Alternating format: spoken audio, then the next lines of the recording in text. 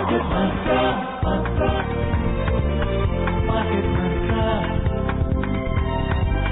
Market Mantra. Market Mantra. Market Mantra.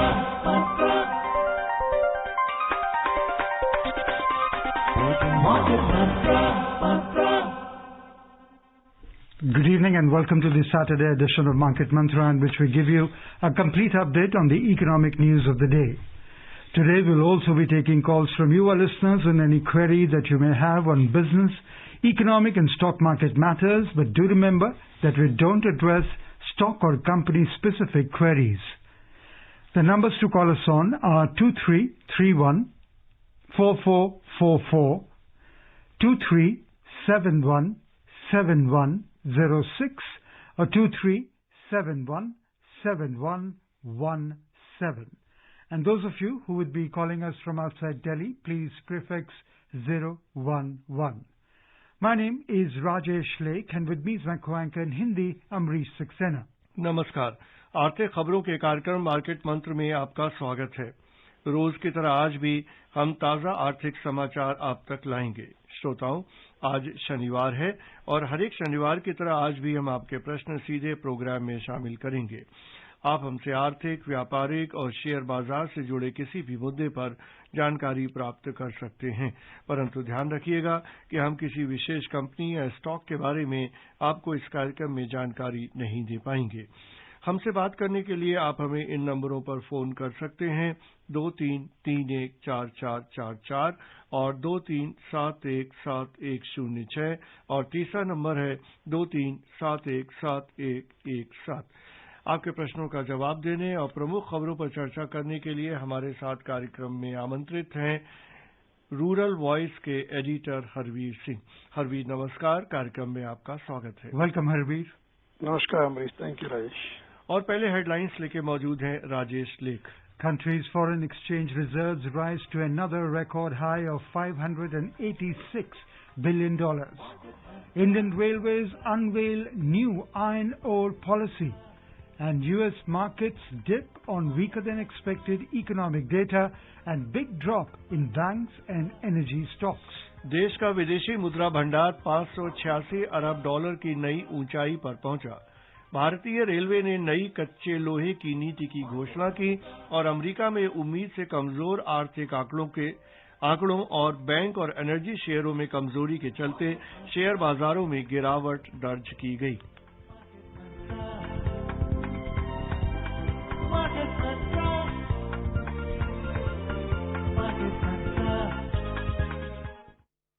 और आज की पहली खबर, भारत का विदेशी मुद्रा भंडार 8 जनवरी को समाप्त हुए सप्ताह में $75 करोड़ 80 लाख बढ़कर $586.1 अरब तक पहुंच गया। इससे पहले 1 जनवरी को समाप्त हुए सप्ताह में यह भंडार $4.5 अरब बढ़कर $585.3 अरब तक पहुंच गया था। विदेशी मुद्रा भंडार के एक महत्वपूर्ण घटक विदेशी मुद्रा परिसंपत्तियां $15 करोड़ बढ़कर $541.8 अरब तक पहुंच गईं। देश में सोने का आरक्षित भंडार $56 करोड़ 80 लाख बढ़कर $37.6 अरब पर जा पहुंचा। अंतर्राष्ट्रीय मुद्रा कोष के विशेष निकासी अधिकार $50 लाख बढ़कर $1.5 अरब पर जा पहुंचे। Joining us now is Karan from Delhi. Karan, we welcome you. हाँ जी, थैंक यू जी। सवाल पूछे अपना। सर मेरे को इम्पोर्ट एक्सपोर्ट का लाइसेंस बनवाया था मैंने कुछ टाइम पहले जी। तो जीएसटी आने के बाद मेरी 2 कंसर्न हो गई थी। मैंने 2 जीएसटी नंबर ले लिए। आप सवाल पूछते रहिए अपना प्लीज। हाँ सर, मैंने 2 जीएसटी नंबर लिए थे तो मेरे को एक जो पहले प्रोप्राइटरशिप जिसमें था उसको मेरे को बंद करा के दूसरी कंपनी में अपना जीएसटी नंबर लेना है, इम्पोर्ट एक्सपोर्ट लाइसेंस लेना है। जीएसटी कहता है इम्पोर्ट एक्सपोर्ट लाइसेंस लिया था मैंने, वो मेरे को पहली कंपनी में बंद करा के दूसरी में चालू करना, वो कैसे होगा? Harvey, can you throw some light on that? I think he has 2 GST number, but is 2 separate entity also. Yes. So he can surrender one number and can apply, and he has already, if he has already GST number for another entity under which he want to do this export-import business. So he can keep it continue there. So what's the procedure that he must follow? So he has to go to the GST guideline and should address to go and surrender his one of the numbers. And everything is now online. The process is online. Okay. Jitendra from Delhi joins us now. Jitendra, we welcome you. Market मंत्री की पूरी team को मेरा नमस्कार। हरवीर जी से मेरे 2 प्रश्न है मुख्य तौर पर। पहला तो ये है कि ये जो प्रॉब्लम किसानों की आई हुई है, इसका सॉल्यूशन क्या निकलेगा? क्योंकि इनको कम से कम किसानों से डिस्कस तो करना चाहिए था कानून बनाने से पहले। भाई आप किसानों के लिए कोई कानून बना रहे हैं, उनसे डिस्कस तो कर लो। जी ठीक है। जितेंद्र जी, आपका सेकंड क्वेश्चन क्या है? जो है वो रिजाइन कर रहा है, पहला क्वेश्चन। दूसरा, मार्केट के ऊपर क्या होगा? क्योंकि क्या आपको लग रहा है करेक्शन स्टार्ट हो गई है या बजट के बाद ज्यादा आएगी? धन्यवाद जी। और देखिए, बजट से तो एक अलग तरीके का बजट का जो सेंटिमेंट्स मार्केट के ऊपर जाता है, we have to see about the budget. दूसरे ये है कि देखिए मार्केट में फ्लो लगातार जो फॉरेन जो इन्वेस्टर्स का फ्लो काफी ज्यादा रहा है और रिटेल इन्वेस्टर्स की भी एंट्री रही है और एक करेक्शन आया है, एक्सपेक्टेड था करेक्शन जो है। लेकिन एक और चैलेंज है कि अभी जो मार्केट कैप है वो जीडीपी के बराबर या उससे ज्यादा ही हो गया है और यूजुअली ये 75% तक होता रहा है। तो इसको लेकर के कॉशियस अप्रोच रखना चाहिए, जो खासतौर से जो स्मॉल इन्वेस्टर्स हैं उनको। और अभी जो ग्लोबल मार्केट में जो चेंजेस दिख रहे हैं, अभी लेटेस्ट हमने न्यूज में रेड भी किया है यूएस मार्केट का, तो उसका भी इम्प्लीकेशंस आ सकता है। दूसरे ये है कि अभी जो मसला आपने बताया फार्मर्स का, उसका कंसल्टिंग प्रोसेस जारी है, दोनों तरफ से बातचीत चल रही है। बट ये पॉइंट आता है कि अगर इसमें बेहतर कंसल्टेशन पहले होती तो और थोड़ा स्थितियां शायद इतना ये विवाद ना बढ़ता तो बेहतर रहता। और दिल्ली से हमारे श्रोता सतीश लाइन पे हैं। सतीश नमस्कार, बताइए क्या पूछना चाहते हैं? हाँ जी नमस्कार जी। मैं जी एक न्यूज की तरफ ध्यान दिलाना चाहता हूँ। आपने न्यूज सुनी होगी, Indian toppers are living the country, कि जो भारत का जो 70% टैलेंट है, क्रीमी लेयर है, वो यहाँ से पढ़ाई करके भारत को छोड़ के विदेशों में चला जाता है। जिसका फायदा भारत को मिलना चाहिए वो दूसरे देश उठाते हैं, जैसे गूगल है, अमेजोन है, जो माइक्रोसॉफ्ट है, आईएमएफ है, आईएमएफ में भी गीता गोपीनाथ है, सभी यहाँ से पढ़ाई करके वहाँ पे चले जाते हैं। सर क्या कारण है, कहाँ पे फॉल्ट है कि भाई यहाँ से पढ़ाई के बाद वो सारा फायदा उनको दूसरे देशों को मिलता है? जी हरवीर जी बताइए क्या आप। देखिए, ये ब्रेन ड्रेन का एक चैलेंज तो हमेशा रहा है हमारे सामने, और जो हमारे आईआईटीएन और मेडिकल से बहुत लोग बाहर जाते हैं। और डेफिनेटली ये बात सही है आपकी कि हमारा जो एजुकेशन सिस्टम है, यहाँ का जो एक इकोनॉमिक जो स्पेंडिंग होती है, अभी तो थोड़ा बड़े हैं फीसेस वगैरह, पहले तो बहुत ही कम था। तो उनको एक ये तो रिस्पॉन्सिबिलिटी बनती है कि जो सोसाइटी ने उन्हें इतना सब दिया है वो उसको कुछ बैक करें। अब दूसरे ये भी होता है कि देखिए कि जो अपॉर्चुनिटीज हर इंडिविजुअल को लगता है कि जहाँ से अच्छी अपॉर्चुनिटी है वहाँ पे वो जाता है। It's an individual issue also. लेकिन कुछ जगह अभी कंडीशंस आ रही है मेडिकल्स में, जैसे कि रूरल पोस्टिंग की या स्टेट की। अब ये शायद सरकार इस तरह की नीतियों के ऊपर सोचना पड़ रहा है। तो ये दोनों तरह का इशू है कि जो पर्टिकुलर जो भी इंडिविजुअल है उसको भी देखना चाहिए कि उसने जो टैलेंट हासिल किया है वो कौन से रिसोर्सेज थे, बिकॉज जो पब्लिक रिसोर्सेज है बहुत ज्यादा इसके ऊपर खर्च होते हैं इस तरह की जो टॉप क्लास इंस्टीट्यूशन है उसमें। और दिल्ली से हमारे श्रोता आरएस भैया जी। हेलो भैया जी, आप अपने ट्रांजिस्टर सेट का वॉल्यूम कम कर लीजिए। Okay sir, okay. हेलो जी जी, सवाल पूछिए। मेरा हरवीर जी से सवाल ये है कि since 1955 there has been no attention of state government in Haryana, combined Punjab or in Rajasthan or central government to augment and increase the irrigation facilities for the area which is under irrigated or where there is no irrigation water. There is no scheme being announced, no politician is talking about the irrigation. Why? And Harbir ji is expert in agriculture. Why this is a neglected area? जी जी, हाँ हरवीर जी, आप क्या सोचते हैं? जी देखिए क्या है कि ये इन्होंने बहुत वाजिब सवाल उठाया है कि जो यूनाइटेड पंजाब था उसमें जो पहले इरिगेशन फैसिलिटी जो कैनाल कॉलोनी जिन्हें हम कहते हैं वो पंजाब के वेस्टर्न पार्ट में थी और ये हिस्से में इरिगेशन का बड़ा चैलेंज था। लेकिन ऐसा नहीं है कि पॉलिटिशियन ने उस वक्त ध्यान नहीं दिया। मैं एक रिकॉल करूंगा पॉइंट, उस वक्त जो रेवेन्यू मिनिस्टर थे सर छोटू राम, उन्होंने ये पॉइंट रेज किया था कि यहाँ पे हम कैसे करें। ये जो हिस्सा है जो आपका रोहतक की तरफ का और इस तरफ जहाँ पे कैनाल इरिगेशन नहीं था, उसमें उस वक्त भी एक प्लान उन लोगों ने सोचा था कि एक तो सतलुज का लिंक लाएंगे और एक फिर जो वेस्टर्न यमुना कैनाल है उसका लिंक डेवलप किया गया था और बाकी हिस्सों में के ट्यूबवेल इरिगेशन के लिए पावर सप्लाई और ट्यूबवेल्स का किस तरह से इस एरिया को इरिगेट करें जिससे कि ये जो अनइरिगेटेड एरिया है ये भी बाकी हिस्से के बराबर आ पाए। तो उस वक्त भी लोगों ने सोचा, प्लानिंग हुई, लेकिन ये है कि कई बार रिसोर्सेज का इश्यू होता है तो नेग्लेक्टेड उस तरह से तो नहीं कहेंगे, लेकिन अभी तो हरियाणा एक एग्रीकल्चर में काफी एडवांस स्टेट है और ये बात सही है कि लोगों ने इंडिविजुअली अपना प्राइवेट इन्वेस्टमेंट में उसके जरिए काफी इरिगेशन फैसिलिटीज खड़ी की हैं।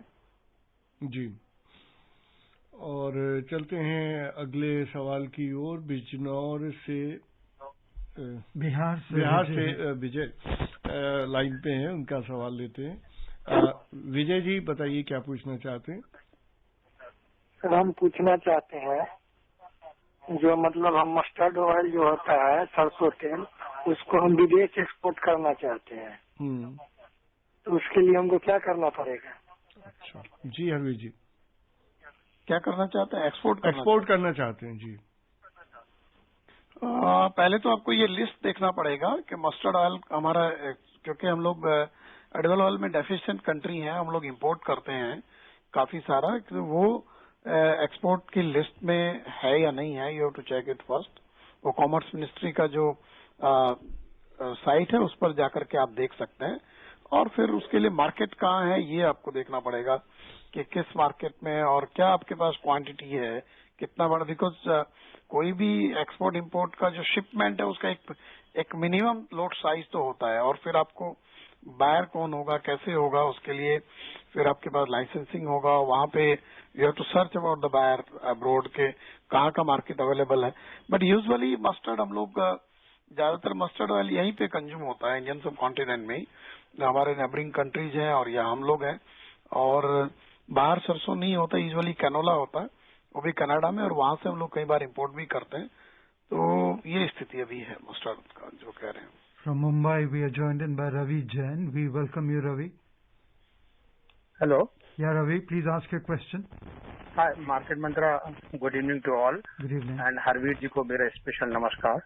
हरवीर जी से ये पूछना चाह रहा हूँ कि कॉन्ट्रैक्ट फार्मिंग जो यूएस में है और ऑस्ट्रेलिया में, everywhere that every farmer is doing contract farming और they are enjoying, so why the same lines we are not implementing in India so that farmer will also get benefited and everybody will be in a good position and win-win situation, so that government can convince to that farmer to get benefit of this farmer contract farming and other agriculture laws. अच्छा देखिए कि US और Australia में सारा contract farming है वैसा नहीं है। एक तो ये भी है कि वहां पे फार्म साइज बहुत बड़ा है और मैकेनाइजेशन बहुत हाई है, तो एक तो ये है वहाँ कॉन्ट्रैक्ट फार्मिंग है, बट ओवरऑल नहीं है। मैं आपको फिर भी कहूंगा farmer do their farming on their own और फिर उसको मार्केट में बेचते हैं जो भी उनका प्रोड्यूस होता है, ये है। और कोई जिस तरह का इकोनॉमिक सिचुएशन और वहाँ के मार्केट्स हैं वो सेम चीजें यहाँ पे रेप्लिकेट नहीं हो सकती, क्योंकि हमारे यहाँ फार्म साइज बहुत छोटा है।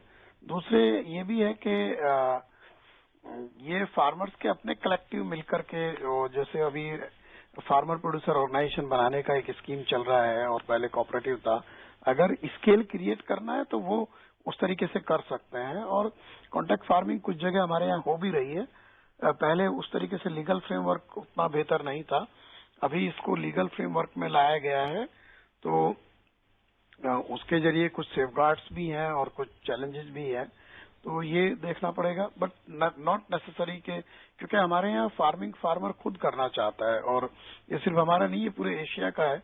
जापान जैसे कंट्री में वहां पे भी लैंड होल्डिंग साइज बहुत छोटा है, चाइना में भी छोटा है, but farmer do their farming on their own. जो है मार्केटिंग के लिए वो लोग कर सकते हैं कॉन्ट्रैक्ट, हमारे यहाँ भी कर सकते हैं कि बल्क में सप्लाई करने के लिए और अच्छा बार्गेन हो पाए। असली प्रॉब्लम मार्केटिंग के चैलेंज की है, उसको ये बात सही है कि फार्म कलेक्टिव बेहतर तरीके से उसमें बेनिफिट ले सकते हैं और फार्मर्स को बेनिफिट हो सकता है उसमें। जी। और दिल्ली से हमारे श्रोता अनिल खरबंदा जी लाइन पे हैं। अनिल जी नमस्कार, बताइए क्या पूछना चाहते हैं। जी अमरीश जी नमस्कार। नमस्कार। राजेश जी और हरबीर सिंह जी को भी बहुत बहुत प्रणाम। नमस्ते जी।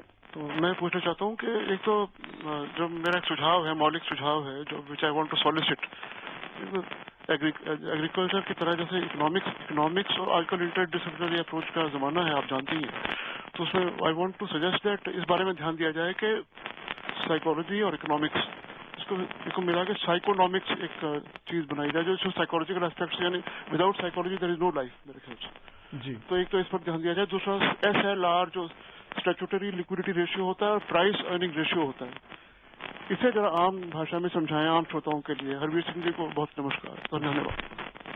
देखिए SLR तो ये बैंक्स के लिए होता है कि उनके लिए जो लिक्विडिटी है उसके लिए RBI एक सर्टेन परसेंटेज तय करता है कि उनको कितना उनको रखना पड़ेगा, जो उनके ओवरऑल उनके पास जो डिपॉजिट्स हैं उसमें से, और बाकी को किस तरह से लैंडिंग कर सकते हैं, ये होता है। और दूसरा पॉइंट था आपका प्राइस अर्निंग रेशियो। हाँ। बेसिकली जो कंपनी का जो इक्विटी है उसका कंपनी के अर्निंग के साथ एक अनुपात निकाला जाता है शेयर्स का, उसको फिर हम लोग प्राइस अर्निंग रेशियो कहते हैं कि वो कितना जो उसके प्राइस, जो फिर स्टॉक का जो प्राइस है उसको कैसे वो मैच करता है नहीं करता है, उसके बीच में एक रिश्ता होता है। ये जस्ट टू अंडरस्टैंड कि वाकई ये जो अभी प्राइस चल रहा है स्टॉक का वो कंपनी की जो सेहत के हिसाब से ठीक है या कुछ ओवरहीट है। जी। और नोएडा से हमारे श्रोता SPS जैन जी लाइन पे हैं। जैन साहब नमस्कार, बताइए क्या पूछना चाहते हैं। नमस्कार जी। हरबीर सिंह जी भी नमस्कार। हरबीर सिंह जी, आपकी पृष्ठभूमि एग्रीकल्चर है। अब से बहुत साल पहले लोकल एग्रीकल्चर में बैलों की बहुत अच्छी इम्पोर्टेंट भूमिका होती थी। आजकल कहीं भी बैल नहीं दिखाई दे रहा है। वो पहले तो पानी भी, सिंचाई में भी, जो आप माल मंडी में ले जाते थे बैलगाड़ी में भी, और उससे पॉल्यूशन, ये जो अब डीजल आ गया है ट्रैक्टर से, उससे पॉल्यूशन की भी प्रॉब्लम हो गई है। तो ये बैल कहाँ गायब हो गए हैं? इनकी भूमिका कैसे खत्म हो गई एग्रीकल्चर में? देखिए एग्रीकल्चर अपने आप में काफी एक मुश्किल काम है अगर आप देखेंगे तो। और पहले क्योंकि सारा काम हम लोग ये बल्क से बैलों के जरिए करना होता था, वो जुताई से लेके ढुलाई तक और बाकी चीजें भी, पानी निकालने तक, ये सब काम उससे होते थे। लेकिन ग्रेजुअली मैकेनाइजेशन हुआ और ट्रैक्टर का यूज बढ़ा, उससे आपका एफिशिएंसी भी बढ़ी है और जाहिर सी बात है कि काम भी ज्यादा तेजी से होता है। तो ग्रेजुअली फार्मर्स ने शिफ्ट किया उसके ऊपर, ट्रैक्टर्स के ऊपर। अभी कुछ जगह ये आपका यूज करते हैं ढुलाई के लिए, कुछ एनिमल्स का इस्तेमाल होता है, एनिमल ड्रिवन व्हीकल जिसे हम लोग बोलते हैं। तो अदरवाइज नहीं, ज्यादातर नहीं होता। मिल्क एनिमल्स का ज्यादा, मिल्क एनिमल के लिए ज्यादा उनका काम रह गया है। बाकी जो ये आपने कहा कि पोल्यूशन, अब ये तो बात सही है कि ग्लोबली और जैसे इंडस्ट्रियलाइजेशन हुआ, हर फील्ड में ऐसे हुआ कि पोल्यूशन आया, क्योंकि जब आप फॉसिल फ्यूल बर्न करेंगे उसका ये तो होगा, इम्पैक्ट होगा। बट लार्ज स्केल काम करने के लिए आपको मैकेनाइजेशन का रिक्वायरमेंट है। इसी तरीके से एग्रीकल्चर में एडॉप्शन तेजी से आया। Gaurav from Ghaziabad joins us now. Gaurav, we welcome you. Good evening Harbir ji. Sir, ये मार्केट तो because is growing because of liquidity, but rural demand is going to be definitely good. So ये अगर थोड़ा बर्स्ट होता भी है मार्केट, थोड़ा बलून फूटता भी है, तो क्या फर्टिलाइजर सेक्टर और कीटनाशक सेक्टर और तीसरा व्हाइट गुड्स या कंजम्पशन सेक्टर, क्या एफएमसीजी सेक्टर, क्या ये अच्छे करेंगे? ये इस सिनारियो में जब मार्केट बहुत तेजी से नीचे गिरने वाला है तो ये सेक्टर क्या अच्छे रहेंगे क्या? ये मेरे को पूछना था, specially in the context of rural economic demand which is going to be good because of good rains. Thank you. देखिए, बिल्कुल आपका आइडिया ठीक है कि जब हम लोगों का जो इकोनॉमी का जो हमने एस्टिमेट आया सीएसओ का जो जीवीए को 7.2% कॉन्ट्रैक्शन का, उसमें एग्रीकल्चर इज पॉजिटिव 3.4%। तो इसका मतलब यह है कि वहां पर वेल्थ क्रिएशन या प्रोडक्शन बढ़ा है, लोगों के हाथ में पैसा आया है। और इधर थोड़ा सा प्रोक्यूरमेंट का भी जो ये है स्केल काफी ज्यादा रहा है, तो इसलिए लिक्विडिटी के साथ वहां पर पैसा है, लोगों की अर्निंग्स है, और इसीलिए कंपनीज फोकस कर रही हैं उस तरीके का, इवन जो कंज्यूमर ड्यूरेबल हो या ऑटोमोबाइल सेक्टर हो, कि जो प्रोडक्ट्स वहां पर ठीक से बिक सकते हैं। और उसमें ट्रैक्टर सेल्स का ठीक है, फर्टिलाइजर्स का जो सेल है वो पिछले साल से करीब 25% ज्यादा हुआ, और इसी तरीके से बाकी जो इनपुट इंडस्ट्री है उसके लिए बेनिफिशियल है। तो आई थिंक डिस्पाइट अगर कहीं कुछ नेगेटिव आता भी है मार्केट में, तो जो रूरल फोकस जो सेक्टर्स हैं उनके लिए स्थिति बाकियों से बेहतर रहेगी। Ram Singh from Ghaziabad, please stay with us as we tell you about the second headline story. Ministry of Railways today rolled out a new iron ore policy governing allocation of rakes and transportation of iron ore. The policy aims to attune it to the present-day needs of customers and to meet the complete requirements of transportation of iron ore customers. It will provide total logistic support to steel industry to meet the competitive challenges. The new policy has been named as Iron Ore Policy 2021 and will come into effect from 10th of February this year. Production of steel is critically dependent on transportation of iron and other raw materials. The policy sets down clear guidelines on how to fully meet the requirements of customers by leveraging infrastructure facilities available at loading and unloading ends to the fullest. Railway Ministry said iron ore is the second most important stream of traffic of railways and along with steel accounts for nearly 17% of total 1,210 million tons of freight loading in 2019-20. The new policy is expected to have a positive impact on the steel industry, provide powerful impetus to the core sector of the economy and boost country's economic growth. और गाजियाबाद से हमारे श्रोता Ram Singh line पे हैं। राम सिंह जी नमस्कार, बताइए क्या पूछना चाहते हैं? हाँ जी, धन्यवाद आपका सर जी। मैं जानना चाहता था, मैं अनपढ़ आदमी हूँ, अनपढ़ आदमी पूछ सकता है आपसे क्वेश्चन? जी जी, कोई भी पूछ सकता है, अनपढ़ कोई नहीं होता। आप भी तो जानकार हैं, तभी तो सवाल पूछ रहे हैं। अच्छा, धन्यवाद जी। जी मैं ये जानना का इच्छुक था जी कि किसान जो नहर बम्बे के गांव में जहाँ नहर है, कैनाल पानी के और सरकारी ट्यूबवेल है, उनको तो फ्री ऑफ कॉस्ट है पानी आज के डेट में, और बाकी के लिए बिजली भी मतलब इतनी महंगी कर रखी है कि जो बिल चुकाने भी मुश्किल है। एक क्वेश्चन तो मेरा ये था जी, मैं वो पूछ रहा हूँ जो मुझे जानकारी है करंट में। जी जी जी। दूसरा क्वेश्चन मेरा ये था, राम सिंह जी जल्दी सवाल ऑर्गेनिक खेती करते हैं जी जी, तो उसके लिए हम कहाँ पर संपर्क करें, किस तरह से? ठीक है ठीक है, आपका सवाल समझ में आ गया। हरवीर जी। जी देखिए, वो कैनाल इरिगेशन का गवर्नमेंट का पॉलिसी डिसीजन है, उन्होंने लिया है कि वाटर पे हम लोग चार्ज नहीं करेंगे, और पावर अलग चीज है, बिकॉज वैसे भी कैनाल इरिगेशन का जो कॉस्ट है, इनिशियल कॉस्ट होता है जब आप क्रिएट करते हैं कैनाल और सिस्टम जो बनाते हैं, उसके बाद उसका जो मेंटेनिंग कॉस्ट बहुत ज्यादा नहीं होता। लेकिन बट डिस्पाइट दैट ये गवर्नमेंट का डिसीजन है कि उन्हें फ्री देना है। बाकी पावर का तो टैरिफ है, पावर टैरिफ बड़े भी हैं इधर जो है ये, इसलिए दोनों को तो उस तरह से कंपैरिजन नहीं करें, बिकॉज पावर का मिसलेनियस यूज होता है, सिर्फ इरिगेशन में नहीं होता जी जी जो है। और ये ऑर्गेनिक खेती के बारे में, ऑर्गेनिक फार्मिंग के लिए ये इनके एक तो गाजियाबाद में ये एक अच्छा इंस्टीट्यूट है, वहां पर संपर्क कर सकते हैं जो है, और स्टेट गवर्नमेंट का स्कीम्स है उसमें, उसके जरिए संपर्क कर सकते हैं जी। Moving on, the U.S. markets fell yesterday on weaker than expected economic data and big drop in banks and energy stocks. The Dow Jones Industrial Average fell 177 points or 0.6% to 30,814. The S&P 500 lost 27 points or 0.7% to 3,768. And the Nasdaq Composite dropped 114 points or 0.9% to 12,999. For the week, the S&P 500 and the Nasdaq fell around 1.5%, while the Dow lost 0.91%. The S&P 500 Banks Index declined as shares of Wells Fargo, JP Morgan Chase and Citigroup slumped, even though they had posted better than expected fourth quarter profits. Wall Street's major indices and recent hit record highs on hopes of a hefty fiscal stimulus package. Incoming U.S. President Joe Biden late on Thursday unveiled a $1.9 trillion stimulus proposal.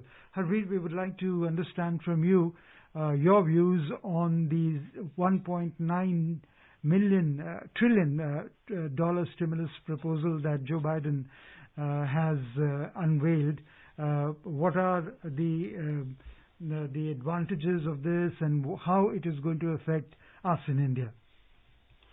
You see, Rajesh, in the last few, in fact, more than a month or two, there were a lot of discussion about the stimulus package in U.S. because the biggest economy of the world, and this size is almost equal to our GDP. And it will, recently the unemployment number has also reached a record level in the U.S. So, government wants to support the economy and those who are unemployed. Each and every individual within the whatever are the norms the government has fixed will receive a reasonable amount. So, at the same time, this liquidity will also be beneficial for the global economy and particularly emerging economies like us. It will provide market to our companies there, particularly IT sector, as well as money will come to our stock markets also. Okay, Harveer, we did pretty well last week. The Sensex performed quite well, was just shy of the 50,000 level. So what do you have to say about the coming week? What are your expectations, etc.? Actually, the overall scenario is positive for the market, but one has to take a call, particularly small investors, because now the market cap, as already we have discussed in the show earlier also, that it reached at the level of GDP, and profits are coming good for the companies. Today also HDFC Bank's profit is very good. So both the things are there, but there should be a relation between the performance of the corporate and the economy and the stocks.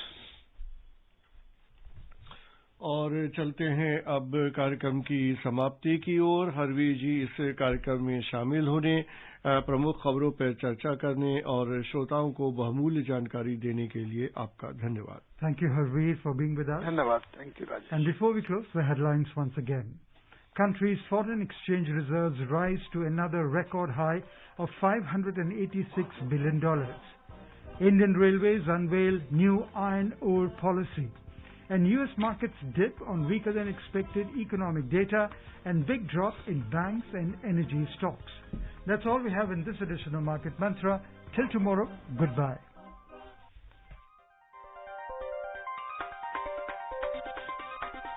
Market Mantra. Market Mantra. Market Mantra. Market Mantra. Market Mantra.